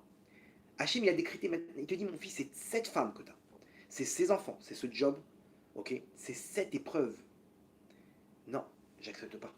J'utilise le feu, je me bats contre Hachem. C'est-à-dire que des fois, il faut savoir éteindre son feu. Se dire, stop, Hachem, c'est ça que tu veux pour moi? C'est la meilleure des choses pour moi. J'accepte l'épreuve que tu m'as donnée, Hachem. J'accepte. Tu te mets en mode eau. L'eau, elle cherche tout le temps, elle est passive. À se retirer. Elle est humble. Elle veut tout le temps chercher les endroits les plus profonds. Elle baisse la tête. Pareil, des fois, il faut savoir baisser la tête devant Hachem. Admettre avec le cœur. Peut-être que je ne suis pas dans le droit chemin. Peut-être que des fois, on a la tête trop haut. On est trop en train de s'exprimer dans le mauvais côté. On utilise le feu dans le mauvais côté. Éteins ce feu. Mets de l'eau. Là-bas, il faut savoir baisser la tête. Il faut savoir dire, Hachem, c'est cette femme que tu as décidé pour moi. C'est la meilleure des choses pour moi. J'accepte. Je baisse la tête devant toi, Hachem. Quand tu baisses la tête devant Hachem, tu fais d'Hachem un roi. Dans le film qu'Hachem il a décrété, on n'accepte pas le rôle. Et quand on accepte le rôle, Hachem il nous augmente de grade. Il nous donne du grade. Pourquoi? Parce que tu fais le kiddush Hachem dans ce rôle-là, j'ai vu que tu as réussi ce qu'il faut. Donc je te donne ce qu'il faut, le rôle d'après. Tu as accepté maintenant, dans ce niveau-là, tu as fait de moi un roi. Donc maintenant, je te donne le rôle d'après. Ça, c'est ce qu'Hachem nous demande maintenant au niveau de ce qu'on doit utiliser par rapport à ce qu'Hachem il a décrété pour moi. T'es toujours pas marié, c'est la meilleure des choses pour moi. T'as toujours pas d'enfant, merci Hachem. Hachem, c'est le rôle que tu veux maintenant, il n'y a pas de problème. Arrête de te battre contre Hachem. Arrête de te battre pour... Non, là maintenant, il faut accepter, il faut admettre. Peut-être que je suis pas dans le bon chemin. Et c'est ça notre problème. Le problème, c'est qu'on manque d'amour pour Hachem parce qu'on ne veut pas accepter ça. Hachem, il te donne la meilleure des choses pour toi. Sauf que tant que tu es en train de te battre, tu ne peux pas le voir. Tu es en train de courir derrière changer de position. Ça sert à quoi? Accepte. Eze Washir à sa mère Bechetko. Quelle est la personne qui est riche? Celui qui est heureux de sa part. T'as ta part, accepte-la, sois heureux dans ta part. Dis-toi, c'est la meilleure des choses pour moi. Point. C'est tout, accepte. Parce que quand tu accepteras, tu vas voir combien Hachem il t'aime. Combien Hachem il t'a. Tout ce qu'il a fait, c'était les Tova. C'était pour le bien. Et c'est ça le problème, c'est qu'on empêche Hachem de nous donner ce qu'il faut, de nous donner sa bonté et sa rachamim. Parce qu'on n'est pas à notre place, on n'accepte pas ce qu'il faut. Quand Hachem tu veux, il n'y a pas de problème. Je reçois des histoires. Je vous conseille vraiment, vivement, de suivre cette série de Tov Hachem qu'on a fait. Il y a quatre parties. Et il y a le cours sur, on va dire plus ou moins la pratique, les bras d'Hachem comme seul refuge. J'ai des gens, ils m'envoient des retours, des miracles du matin au soir. Ils acceptent leur rôle sur terre. Ils ont pris les choses en main. Et Hachem, il est là pour eux. Il est là pour eux. Il s'occupe d'eux, etc. Hachem, tu veux que ça se passe comme ça? Une femme, elle m'a envoyé un message. 33 ans, elle a attendu pour se marier. Et 3 ans, elle a attendu pour avoir des enfants. Elle s'est retrouvée là-bas, ils lui ont dit, vous avez un problème, ils lui ont enlevé une trompe, ils l'ont opéré, rien à faire, elle a fait des traitements, sur traitements. Elle racontait chaque fois qu'elle allait au traitement, elle disait, Hachem, je suis dans tes bras. Tout ce que tu veux, c'est la meilleure des choses. Tu veux que j'ai des enfants, j'aurai des enfants. Tu veux que je fasse ce traitement, j'aurai ce traitement. Tu veux que je prenne 30 piqûres par traitement, elle prenait. Elle acceptait. Elle dit, Rav, maintenant je vous écris pour vous dire que ce cours, il m'a fait... Ces paroles-là, elles ont résonné dans mon cœur, tellement que ça m'a parlé, parce que c'est ce que j'ai vécu. Et là, je vous parle avec ma petite fille Odaya dans les bras. Après tout ça, j'ai vu combien Hachem m'aimait. Combien Hachem, il était là pour moi. Elle aurait pu se battre et se plaindre d'Hachem, etc. Elle aurait eu quand même sa fille, mais là, elle a eu sa fille, mais en même temps, elle a découvert la beauté de la grandeur d'Hachem. Elle est dans les bras d'Hachem maintenant. Elle raconte, elle dit maintenant, j'ai découvert, je suis folle amoureuse d'Hachem. J'ai peur de rien pour le futur, je me sens dans les bras d'Hachem. Et cette expérience, elle voit cette épreuve-là comme la meilleure des choses qui aurait pu lui arriver. Vous vous rendez compte de quoi on parle? C'est C'est des trucs de fou. Pourquoi on n'utilise pas ça? Pourquoi on n'utilise pas ce côté qu'Hachem nous a donné? Et je passe un message, mais peut-être que les gens ils voudront m'aider pour ça. J'essaie de diffuser au maximum et tout, parce qu'il y a vraiment un grand nombre de retours. Je vais essayer de faire ça sous forme de CD, distribué gratuitement. On est en train de mettre ça à l'écrit pour comment dire, des feuillets hebdomadaires comme ça, peut-être pour le Shabbat, etc. Mais on va essayer de mettre ça aussi dans des disques. C'est hyper simple. Un disque un CD, ça vaut un shekel. Un shekel, c'est quoi? C'est 20-25 centimes d'euros. Ok. Pour, je sais pas, pour 20 euros, une personne, elle peut faire 80 disques. Une personne, elle tombe par hasard sur un disque dans sa voiture, elle écoute, elle se rapproche d'Hachem. Vous vous rendez compte le gain qu'on peut avoir? La Torah qu'Hachem dévoile maintenant. C'est de se rapprocher d'Hachem, c'est netto se rapprocher d'Hachem. Une personne qui arrive à développer ça, elle a tout gagné. Elle a le Hachem en elle. C'est ce qu'on explique dans les cours, comment le faire, etc. Ça marche, je vous dis. Ça vient pas de moi. C'est pas une invention ou une méthode que j'ai développée. C'est cette Torah qu'Hachem il donne maintenant à l'avenue du Mashiach, qui est la Géoula. Hachem il veut nous délivrer. Comment ça marche? C'est ce qu'on explique dans les cours. Si vous voulez participer et m'aider dans cette diffusion, même 1 euro, quelques CD, etc., allez savoir sur qui ça peut tomber. Allez sur le site Tov Hachem, tov-6hm, .com. Là-bas, il y a où donner. Dites que c'est pour les disques ou pour les livres et les feuillets hebdomadaires, la diffusion, quoi. Et à ce moment-là, on diffusera pour la refoua ou pour d'autres choses, etc. Et ça peut, de certaines personnes, et j'en suis sûr que ça pourra aider un maximum de personnes. Ok, donc je vous veux comme coéquipier dans cette aventure. Maintenant, une personne, quand elle est dans son rôle, elle accepte ce qui se passe. À ce moment-là, Hachem, il est là. Il dit, mon fils, je suis là, je suis avec toi. Mais tant que tu veux pas voir, je peux pas me dévoiler à toi. Je peux pas me dévoiler à toi parce que tu veux pas accepter que c'est la meilleure des choses pour toi. Donc, on fuit notre rôle de façon passive. D'accepter le rôle, ça c'est l'eau. D'accepter l'épreuve, c'est là qu'on doit intervenir, de se dire, Hachem, je baisse la tête devant toi. J'admets, je suis pas dans le bon chemin.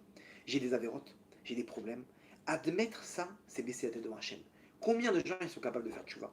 Combien de gens, on leur parle de choses, ou on parle d'un sujet comme ça, les gens ils veulent pas admettre. Admets que t'es pas dans le bon chemin. Combien de paires de gants il faut prendre pour dire à une personne peut-être que c'est pas bien ce que tu fais? Une personne, quand est-ce que une personne elle va arriver à arriver devant un rave, Gvod Arav, expliquez-moi quel est mon problème, ce que vous me direz, je le ferai. C'est dur d'y arriver à ça. Quand est-ce qu'une personne elle va dire, comme elle va chez un médecin, elle dit, monsieur le médecin, j'ai un problème, ok, je veux soigner. Quel médicament je dois prendre? Pourquoi on n'arrive pas à dire ça à Hachem? Pourquoi on n'arrive pas à voir un rave et dire, voilà, rave, j'ai des problèmes, j'ai des épreuves, j'arrive pas à avoir des enfants, j'arrive pas à me marier, qu'est-ce que je dois faire? Alors viens, on discute. Le rave, c'est le médecin l'aneshama. Chacun il a son rave dans la synagogue. Voilà, dites-moi. Quoi, t'arrives pas dans la parnassa, tu fais Shabbat, tu respectes ta femme, tu donnes le masser, tu donnes la tzedaka. Qu'est-ce que tu fais? T'arrives pas, la tzniout, les machins, les trucs. Automatiquement, viens, prends sur toi. Une personne, elle doit arriver au moins à faire ça, à être honnête. Baisse la tête devant la situation dans laquelle tu te trouves maintenant. T'arrives pas, c'est qu'Hachem il veut que tu baisses la tête. Comment je fais? Alors, baisse la tête, demande, qu'est-ce que je dois faire? Sois honnête avec Hachem. Le cœur pur, Hachem il veut notre cœur. Il s'en fiche du résultat. Il s'en fiche du résultat. Qu'on va réussir ou pas, il s'en fiche, Hachem. Il te dit, mon fils, quand est-ce que tu vas accepter? Accepte que ce qui se passe maintenant, c'est pas bon. N'attendons pas qu'Hachem il secoue le monde pour dire, ok, c'est bon Hachem, j'ai compris, j'ai tout perdu dans ma vie, etc. L'incendie se rapproche maintenant trop de ma maison, j'ai compris, je vais faire Shabbat. Pourquoi attendre d'arriver à être dos au mur? Pourquoi dès maintenant dire Hachem, tu m'aimes, tu veux mon bien, d'accord? Ok. Alors, qu'est-ce que je dois faire pour t'aider? Qu'est-ce que je dois faire pour réparer? Dis-moi, Hachem, il attend cette parole, le cœur ouvert, on dit Hachem, je sais que je ne suis pas dans le droit chemin, qu'est-ce que je dois faire? Et d'un coup, hop, tu vas tomber par hasard sur un cours, ou hop, tu vas entendre combien ça c'est pas bien, et combien le lachonara c'est grave, et combien voler c'est terrible, et combien comme ci, et combien comme ça. Hachem, il nous aime, il nous attend, il dit, mes enfants, laissez-moi vous dévoiler mon amour que j'ai pour vous. C'est comme ça que ça marche. Ça, c'est Elul. Elul, c'est ces deux forces. Le feu de se battre, on récapitule, de se battre pour Hachem. Hachem, qu'est-ce que je peux faire dans ce monde pour toi? Et d'un autre côté, combien d'accepter, je suis pas à ma place, je fais pas ce qu'il faut, j'ai des avérotes, j'accepte pas l'épreuve dans laquelle tu m'as mis Hachem. J'accepte pas de façon passive ce que tu m'as donné. Ça, c'est le feu et l'eau. Le monde, il part en cacahuète aujourd'hui à cause de ça, parce qu'Hachem nous dit, mes enfants, réveillez-vous, j'ai envie de vous donner une tonne de cadeaux à Rosh Hashanah. Mais donnez-moi la possibilité, devant les accusateurs, de dire, voilà, il est sur les rails, mon fils. Mon fils et ma fille sont sur les rails. C'est des tzadikim mourim.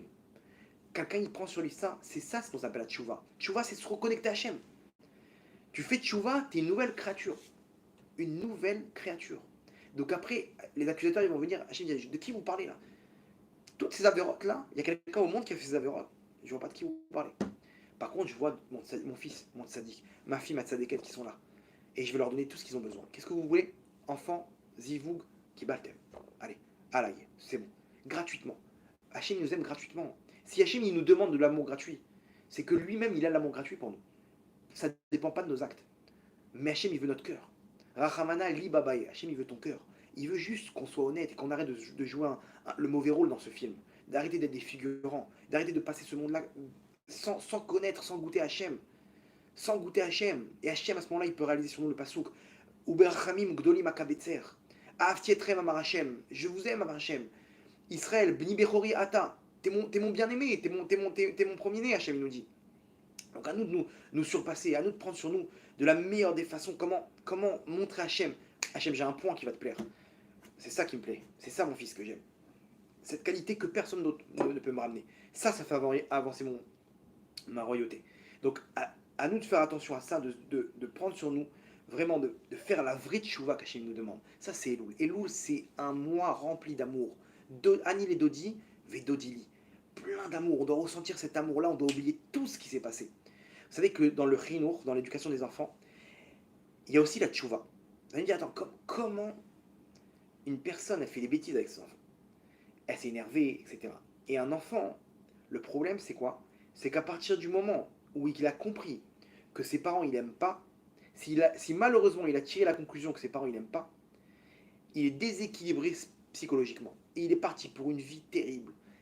Il ne sait même pas comment aimer Hachem, il ne sait même pas comment aimer le monde autour de lui. Il est tout le temps en train de demander comment dire, il attire toujours attention sur lui, il est vantard, il est orgueilleux, il rentre dans des problèmes terribles. Quand est-ce qu'un enfant il tire conclusion que ses parents il n'aiment pas? Quand ses parents tout le temps, ils le grondent et ils font des remarques. Au bout d'un moment, le petit, il dit, mes parents ils m'aiment pas. Il s'énerve tout le temps contre moi, il me dit que je suis un menteur, il me dit que c'est grave, faut jamais dire ça à un enfant. T'es pas un menteur. C'est pas beau d'entendre des paroles comme ça de ta bouche. Toi, t'es un tzaddik, mais tes paroles, elles sont pas belles. Ces actes que tu fais, ça m'étonne de toi. Tu fais des mauvaises choses en ce moment, qu'est-ce qui t'arrive? T'es pas un mauvais garçon. Ces choses que tu fais en ce moment, elles sont mauvaises. Vous comprenez? Tout le temps, essayer de pas lui faire tirer la conclusion.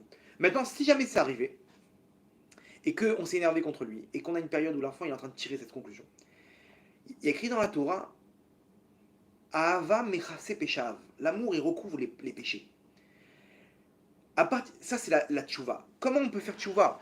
Que ce soit avec notre femme, avec notre mari ou nos enfants, si on s'est mal comporté, l'amour, il va faire oublier toutes les mauvaises actions. Ok, on s'est énervé contre nos enfants, on leur a dit que c'était des menteurs, des voleurs, des ce que tu veux. Qu'est-ce que tu dois faire maintenant? Maintenant, tu dois compenser en débordant de chaleur et d'amour pour lui faire oublier, l'empêcher de tirer cette conclusion. Et à ce moment-là, il a oublié que tu l'aimes pas, et c'est reparti. Donc en fait, de transmettre de l'amour, de prendre ses enfants, et de danser avec eux, de leur mettre la musique à fond, et de les sortir, et de les prendre. Prendre un seul enfant, tu t'énerves avec lui, c'est pas grave. Prends-le avant de dormir, tu lui racontes une histoire, tu le prends dans tes bras, tu le sors que toi et lui. Tu lui donnes du rhum et de la hava, de l'amour et de la chaleur. Et ben il oublie toutes ces journées-là où tu l'as grondé, où tu l'as maltraité. Pourquoi? Parce que Ahava mechase peshav, l'amour il recouvre les trucs. Hachem, au mois des Louls, c'est pareil. Il nous recouvre d'amour pour qu'on oublie tout ce qui s'est passé, toutes les épreuves, etc., tous les péchés qu'on a eus, etc., tous les problèmes. Hachem, il nous recouvre d'amour pour qu'on oublie tout ça. Alors à nous de le faire maintenant. Une personne, quand elle arrive à prendre sur elle, dit, ok, qu'est-ce que je dois faire maintenant? Qu'est-ce que je dois faire, Hachem? Dis-moi, je le ferai. Il n'y a pas de problème. Alors ça, une personne a tout gagné. C'est comme ça qu'on doit prier Hachem, le cœur pur, et c'est là le début de la délivrance pour le Ham Israël et individuellement pour chacun d'entre nous. On va finir avec une dernière histoire, si vous voulez bien. Le Rav David Grossman, si vous avez entendu parler de lui, c'est un Rav exceptionnel. Un ange sur terre. Il est parti à Migdal HaEmek, c'est une ville pas loin de Haïfa dans le nord. Son Rav lui a dit, écoute, je suis parti dans une ville, il n'y a rien du tout. Pars avec ta femme 1 an minimum et essaie de relever un petit peu le niveau de la Torah. C'est un Rav, il a le cœur, mais un papa quoi. Le cœur pur. Il part par amour pour l'âme Israël, pour aider ses frères juifs. Il s'installe, il dit, je me rappelle, le chauffeur de taxi disait à ma femme, madame, vous savez où vous allez maintenant? Il n'y a rien, vous quittez Bénébrac, vous allez dans un désert spirituel. Oui, oui, je vais. Mon mari, il va. On fait confiance au Rav. Et le Rav, il a dit qu'on doit partir là-bas. Le Rav, il arrive là-bas. Il voit un mec avec une kippa. Il lui dit, je t'en prie, dis-moi où est-ce que je peux trouver une synagogue. Le mec, il regarde, il dit, écoutez, il n'y a pas de synagogue ici. Il y a des petits minyan qui s'organisent dans les maisons, dans les sous-sols, etc. Mais il n'y a pas de synagogue. Ok, il y a une yeshiva. Mais vous rigolez, il n'y a rien du tout. Ok, il y a des mikvés. Pas de mikvés. Il y a un Talmud Torah pour les jeunes, un truc pour les... Rien du tout. Ok, il y a... Ok, où je peux trouver les jeunes alors? Il dit les jeunes, discothèque. Non, naïvement, le Rav il dit discothèque, il s'est dit bon, c'est peut-être le nom qu'on donne à un endroit, ça ressemble à bibliothèque, c'est un petit nom, c'est un nom en français, peut-être. Il est parti naïvement, il rentre dans un taxi, il dit amène-moi dans une discothèque. Le taxi lui dit ça ouvre que le soir. Ok, bon, alors ce soir on se donne rendez-vous à quelle heure? Il dit aux alentours peut-être 11h. Ok, bon, il rentre dans le taxi, le Rav, le chauffeur il dit vous êtes sûr que vous voulez aller là-bas? Bon, c'est peut-être il va se mettre devant à l'entrée pour demander à Tzedaka. Il arrive là-bas, il voit l'ambiance, les musiques. Il a une pensée dans sa tête, il se dit mais ouais, Hachem Yerachem, dans quel niveau il est l'homme Israël? Imaginez-vous, hyper naïf. Mais d'un coup, il se dit mais quoi alors quoi? C'est des musiques terribles, des femmes qui sont pas de sa noix, de la drogue, des groupes de punk, des mecs, des boucles d'oreilles, des tatouages. Il se dit qu'est-ce que je vais faire? C'est l'état dans lequel l'homme Israël il est. Hachem il s'est trompé. Hachem il m'envoie maintenant, voilà ce qu'il faut faire. Voilà, Hachem te dit mon fils, c'est la situation, vas-y fais quelque chose, je t'en prie. Si Hachem il m'envoie, c'est que j'ai les forces entre les mains. Il rentre dans la discothèque et il commence à attraper les gens. Mon frère, viens, un cours de Torah dehors. Viens, il prend les mecs par la main, il les prend dans ses bras, etc. Il sort 25 bonhommes dehors. Et il commence à leur faire un cours de Torah. Il sépare les filles et les garçons.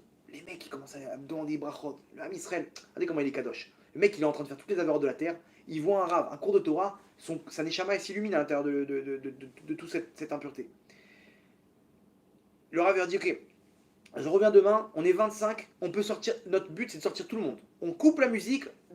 Un jour, on fera un cours à l'intérieur. Imaginez-vous il est arrivé à ce qu'un jour, ils ont éteint la musique et ils ont accueilli le Rav pour faire un cours de Torah. Après quelques mois. Le Shabbat, il marchait à pied 25 minutes. Il arrivait là-bas, il leur faisait le kidouche. Il est sorti dehors, il leur faisait le kidouche. Et il rentrait en boîte de nuit. Imaginez-vous de quoi on parle. De quoi on parle On parle 25 ans après, 30 ans après. Il a dit j'ai ouvert la première yeshiva chez moi. Il y avait 6 élèves. 6 jeunes qui voulaient étudier à Torah. C'était moi le Rav. Ma femme, elle faisait la cuisine. Ok, le repas du matin, midi, soir, il dormait, on avait pris un truc, on a trouvé un donateur pour louer un petit appartement à côté. Aujourd'hui, il dit, je suis arrivé à mon 25 millième élève. Il a monté des écoles, des ganim, des yeshivot, des synagogues, des mikveh. Aujourd'hui, c'est le Rav de Migdal HaEmek. Aujourd'hui, Migdal HaEmek, c'est lui qui tient toute la ville. La police, elle lui demande de l'aide. Pourquoi? Parce qu'un jour, en discothèque là-bas, il voyait des filles sortir et monter dans des voitures. Et qu'un mec, il est rentré. Et là-bas, il y a un mec qui lui a dit, il faudra faire des prières pour ces filles-là, hein, pour qu'elles sortent sains et sauves. Il dit, pourquoi? Qu'est-ce qui se passe? Il dit, malheureusement, il y a un mec là-bas, il les prend, il les amène dans les villages arabes. Et bon, là-bas, les Arabes, ils lui donnent de l'argent pour qu'il amène des femmes, pour leur faire rencontrer des femmes juives. Et c'est un fléau en Israël, des femmes juives qui sont avec des Arabes dans les villages arabes, ils sont coincés.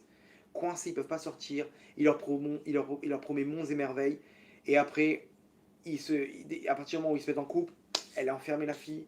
Elle se retrouve avec 4-5 gosses et elle ne peut pas partir. Et je ne serais pas étonné qu'il leur fasse il leur jette des sorts là-bas. Des trucs avec des sortilèges pour les emprisonner. C'est impossible que la fille, elle ne veut pas s'échapper. C'est impossible, il y a un problème là. C'est sûr qu'ils leur font des sortilèges. Bref, maintenant le Rav dit mais pourquoi il fait ça ce type? Il faut aller lui parler. Il faudra ne vous approchez pas de lui, ça c'est ce qu'on appelle la mafia. La mafia, ça veut dire si ça leur correspond pas, ça rentre pas dans leur truc, vous leur faire perdre de l'argent, c'est une balle dans la tête. Il dit mais quoi, on va perdre des notes Israël et je vais lui parler. Il habite où? Il lui donne son adresse, etc. Le lendemain, 10h du matin, il se dirige vers ce mec-là. Il s'appelle Pinchas, un des parrains de la mafia. Il arrive là-bas, une villa énorme. Maintenant, il raconte le Rav. Il dit, je me rappelle, les gens dans la rue disaient, le Rav, il va se faire tuer. Le Rav, il va se faire tuer. Il criait comme ça. Il disait, venez voir. Le Rav, il va se faire tuer. Le Rav, il est arrivé déterminé. Il n'y a pas. Hachem, c'est pour toi. Il sonne. Là-bas, il y a un mec qui l'ouvre. Il entend des chiens aboyer, etc. Je dois parler à Pinchas. J'ai une affaire à lui proposer. Bon, On a rien, tu vois un rave, quel rapport? Une affaire. Il dit bon, va savoir, des fois c'est des diamants, des trucs en Belgique, va savoir, faites-le rentrer. Ils le font rentrer, Pindras lui dit c'est pourquoi, dis-moi exactement le sujet de l'affaire. Il dit non, fais-moi rentrer chez toi, on va parler tête à tête. Bon, le rave il a vu que le Pindras il a vu que c'était. Il avait rien à perdre, il dit bon, rentre. Il le fait rentrer dans son salon, il voit un truc grandiose. Et il lui dit, le rave il lui dit, Pindras, comment tu t'appelles? Il dit Pindras. Maintenant le rave de toute sa neshama, un cri du plus profond de sa neshama.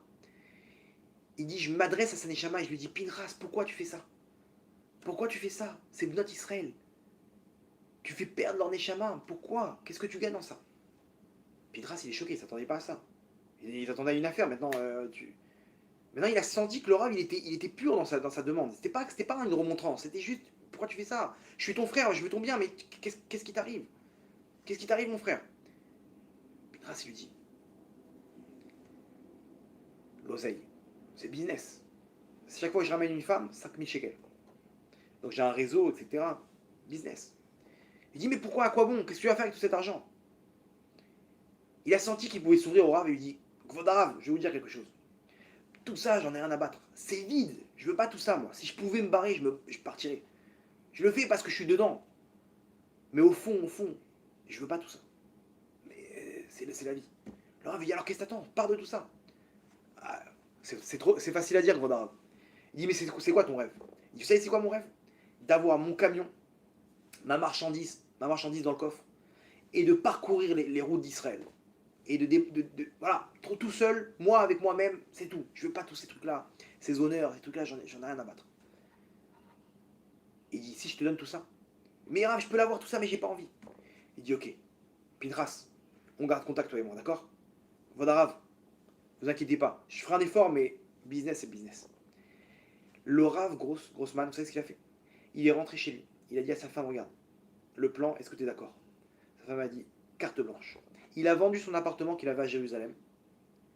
Et avec cet argent-là, il a acheté un semi-remorque à 300 000 shekels. Il a appelé un copain qui avait une usine, il lui a dit, je t'en prie, vends-moi une marchandise. Il lui a vendu à bas prix une marchandise, il a rempli le coffre de marchandises. Il est arrivé devant la villa de Pinchas. Il a tapé à la porte. Il dit, je dois parler à Pinchas. On doit conclure l'affaire, lui et moi. Il rentre là-bas, il lui sort les clés du semi-remorque. Il lui pose sur la table. Il lui dit, voilà, dehors, il y a un semi-remorque qui t'attend. Ta nouvelle mission. Pinchas, il a fondu en larmes. Il dit, mais c'est pas possible, comment? T'es prêt à vendre ta maison 300 000 shekels, un semi-remorque pour que ces filles, elles font pas ces avérotes-là? Il a dit, si c'est ça que Vodarav, je prends sur moi de sauver ces filles-là, plus une fille, elle partira là-bas. Je continue là où je suis, mais dans le bien maintenant. Écoutez bien, c'est devenu le parrain de la mafia là-bas, de la ville de Migdal HaEmek. Dès que les Arabes s'approchaient des femmes là-bas, ils mettaient ces hommes dans les sorties des boîtes de nuit pour pouvoir protéger les bnot d'Israël. Les bnot d'Israël, ils les protégeaient là-bas en boîte de nuit, qu'elles ne fassent pas des avérotes. La mafia, ce rave-là aujourd'hui, la police, quand ils ont des problèmes avec la mafia, des menaces de mort, ils vont voir le rave, le Nico d'Arabe. Si vous pouvez dire un petit mot, peut-être à Pinchas ou un truc. Le rave, il là-bas, c'est lui qui gère toute la ville de Migdal HaEmek. Il est parti, c'était un désert spirituel. Regardez rien que sur YouTube, sur Internet, son visage, un visage d'ange. Rav David Grossman. Il a monté des dizaines d'écoles, d'universités religieuses, etc. Il savait que pour sortir les gens, il fallait leur proposer des trucs pour les sortir de la rue. Un jour, il reçoit un coup de fil un des parrains de la mafia à Haïfa. Il appelle, il dit, venez, Godarav, il faut que je vous parle, venez, je vous donne rendez-vous chez moi, etc. C'est très important. Quand est-ce que vous pouvez passer? Le Rav lui dit, ok, je passe. Il arrive, il lui donne l'adresse. Le chauffeur de taxi lui dit, Godarav, je vous dépose, je peux pas avancer plus. C'est interdit, vous comprendrez pourquoi, je vous dépose au bout de la rue. Il marche dans la rue et il voit des gens armés avec des mitraillettes. Costard, comme ça, lunettes de soleil, mitraillette. C'est bizarre ça. Vodarav, c'est par là-bas. Bon, il est au courant de sa venue, et il dit, bon, apparemment, il rentre là-bas une villa, il voit des gens, des gardes du corps de partout, des Doberman, des machins, il voit mitraille, il voit une piscine énorme. Chez qui je suis arrivé? Il rentre dans le bureau, le parrain de la mafia là-bas, il lui dit, j'ai entendu parler de toi de mes confrères. Imaginez-vous, c'est le rave des mafieux maintenant. Il leur a fait tous faire tchouva. Il dit, regarde, moi j'ai bientôt 70 ans. Euh, bon, je vais pas vivre éternellement. Je me suis renseigné qu'est-ce qui se passe après la mort. Comment je peux m'arranger là-bas. Ici, tu as vu ce que j'ai, c'est pas un problème, j'ai réussi dans tous les domaines. Après la mort, j'ai vu qu'il y a la vie, il y a des gens qui ont témoigné, etc. Il y a un jugement, les bonnes actions, les mauvaises actions. T'as compris que j'ai fait les 400 coups. J'ai tué des gens dans ma vie, ok, avec mes mains. J'ai volé les femmes, etc. J'ai tout fait. Maintenant, je dois m'arranger avec celui d'en haut, quoi. Tu comprends? Tu vois ce que je veux dire, quoi. Donc, il fallait que je parle avec un rabbin. On m'a conseillé de te parler à toi. Regarde, je vais être très clair. Combien ça coûte? Tu veux une yeshiva? Il n'y a pas de problème. Tu veux deux yeshivot? Je te la donne. Une synagogue, un mikvé, ce que tu veux. Dis-moi combien ça coûte pour m'en sortir en haut. Je paierai ce qu'il faut. Ok? Je m'en suis toujours sorti comme ça. T'inquiète pas. Le Rav, il s'est pas dégonflé. Il a dit écoute, de l'argent, dans les yeshivot, on en a toujours besoin. Mais je vais être clair avec toi. C'est pas ça qui va te sauver la vie encore. Parce que tu peux soudoyer tout le monde dans ce monde-là. Mais il y a une seule personne que tu peux pas soudoyer. C'est Hachem. Waouh. Et sa vie, elle s'est écroulée devant ses yeux. Il dit alors qu'est-ce que je fais? Il n'y a rien à faire. Il dit combien ça coûte? Dis-moi, il y a bien un truc à faire. Il n'y a rien à faire. C'est pas une question de moyens, c'est pas une question de technique. C'est ton cœur. Il dit ok, mais quoi alors quoi? Il dit bah, c'est comme ça. Comment ça marche? Comment ça marche? Il y a quelqu'un qui te donne de l'argent. C'est quoi la procédure? Ben, avertissement, deux avertissements, troisième avertissement, c'est une bombe sous sa voiture. Et ben c'est pareil. Dans ce monde-là, toutes les actions que tu fais, tu dois passer à la caisse au bout d'un moment. Dans ce monde-là ou dans le monde futur? Apparemment, Hachem, il t'a donné tes mitzvot dans ce monde-là, donc ça sera dans le monde futur. Il y a Kvodrav, qu'est-ce que je fais? D'un coup, il a pris un autre ton. Qu'est-ce que je fais, Kvodrav? Est-ce que tu es prêt à faire tout ce que je vais te dire ou pas? Kvodrav, dites-moi ce que je dois faire, et je le ferai. Ne vous inquiétez pas. Il dit ok. On va faire le tikkun du Harizal, on va faire une tchouva complète. Ça va te prendre une journée, un jour de jeûne, et tu vas pleurer les larmes de ton corps pour dire pardon à Hachem. Et quoi, c'est tout? Une journée? C'est terminé.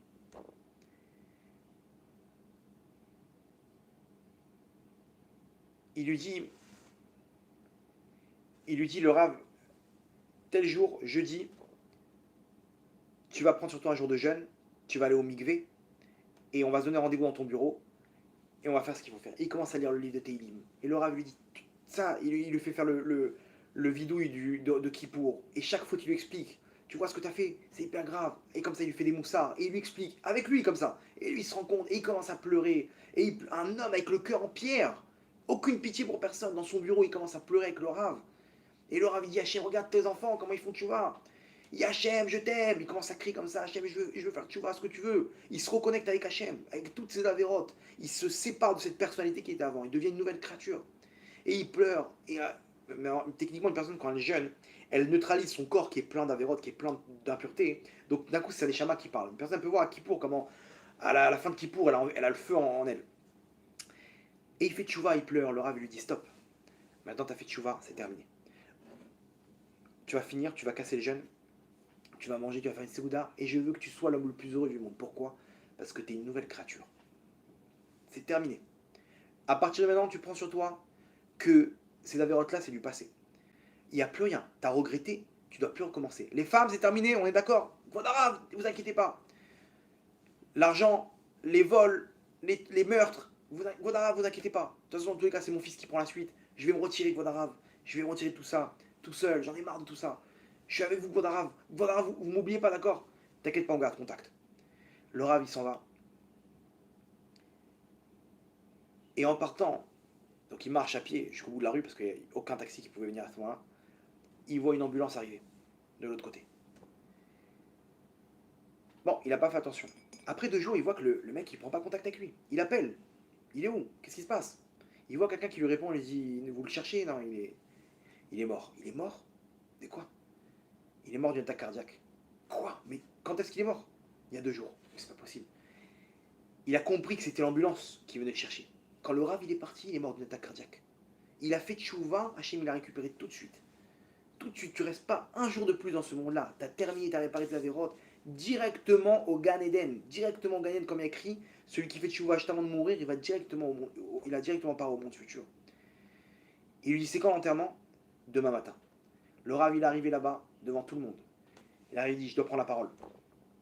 Ils ont dit, Gwadarav, restez de côté, s'il vous plaît. Il dit, non, non, non, non, cette personne-là, je dois prendre la parole. Vous la connaissez? Je la connaissais depuis pas longtemps. Mais je dois me dire quelque chose. Ils ont dit, Gwadarav, vous voulez dire quoi? Entre nous, les rabbinim, ils disent des bonnes choses. Mais vous savez très bien que cette personne-là, elle n'a pas fait des bonnes choses dans sa vie. Faites-moi confiance. Attendez, vous savez de qui on parle? Cette personne-là, c'était un des parrains de la mafia. Écoutez, faites-moi confiance, si vous voyez que ça vous plaît pas, vous me descendez du truc, d'accord? Ok. Il s'est levé, il a dit Rabotaï, cet homme-là que vous avez devant vous, il a directement parlé au droit au monde futur. Directement droit au monde futur. Je déclare et je témoigne devant toute cette assemblée que cette personne-là, elle est dans les bras d'Hachem au Gan Eden maintenant. Mais ils ne comprennent pas. Le mec, il va pour le descendre. Et bon, je vais vous raconter notre histoire. Et il raconte toute l'histoire. Les gens en larmes là-bas. La famille, les trucs. Comment ils ont compris cette personne-là. Elle est partie. Quel cadeau Hachem lui a fait. Il devait partir. Il a senti ça. Hachem lui a fait un cadeau. Apparemment, il devait avoir un mérite particulier dans toute cette pourriture dans laquelle il se trouvait. Il a dû avoir un mérite particulier. Hachem, il a sorti. Il est parti le chercher en personne. Au Gan Eden directement parce que c'est une nouvelle créature. Quelle route il a. Ce route-là, on peut l'avoir maintenant. Hachem est en train de secouer le monde. N'attendons pas que ça nous arrive à nous. N'attendons pas que l'eau, elle arrive à nous. Que les catastrophes, les guerres et les missiles, et Gog ou Magog et les incendies arrivent jusqu'à nous. Dès maintenant, venons, on lève les yeux vers le ciel. Hachem, qu'est-ce que tu veux? Qu'est-ce que tu veux de moi dans ce monde-là? Je le ferai. Qu'est-ce que tu veux? Utilisons cette force du feu qu'on a et de l'eau qu'on a pour pouvoir servir Hachem. Pas dans le mal. Pas dans le mal. On utilise le feu dans le mal pour faire des avérotes. Vas-y, il y a encore des filles, encore des trucs et des machins. Et dès qu'on nous propose des cours de Torah et des machins, d'un coup, il y a l'eau qui vient. Cette force comme ça passive de ah, j'ai pas la force pour un cours de Torah, j'ai pas la force pour ça. Non, faut utiliser ça dans le bien. Mais dès que je vois comme ça, que j'ai ce feu dans le mauvais, comme ça, je m'énerve comme ça pour rien, etc. Je vous donne un conseil, allez dans un mikvé d'eau froide. Quand tu vas au mikvé et tu sens que tu es frileux, tu prends le mikvé d'eau chaude. Quand tu sens que tu es chaud dans le mal, fais un mikvé d'eau froide. Moi, je suis dans un mikvé d'eau froide, voilà, ça t'apprendra maintenant à faire le mal dans le mal. C'est ça ce qu'Hachem nous demande. Hachem, il secoue pas le monde pour secouer le monde. Hachem, il en a rien à battre du bâton. Le bâton pour le bâton, Hachem, il en a rien à battre. Hachem, il veut notre cœur. À nous maintenant de faire une vraie tchouva. La tchouva profonde d'amour pour Hachem. En utilisant ces forces qu'Hachem il nous fait comme allusion aujourd'hui avec ce qui se passe pour arriver à la délivrance finale. Individuellement et pour l'âme Israël, Berachamim Dolim. Baruch Adonai L'Olam. Amen. Amen.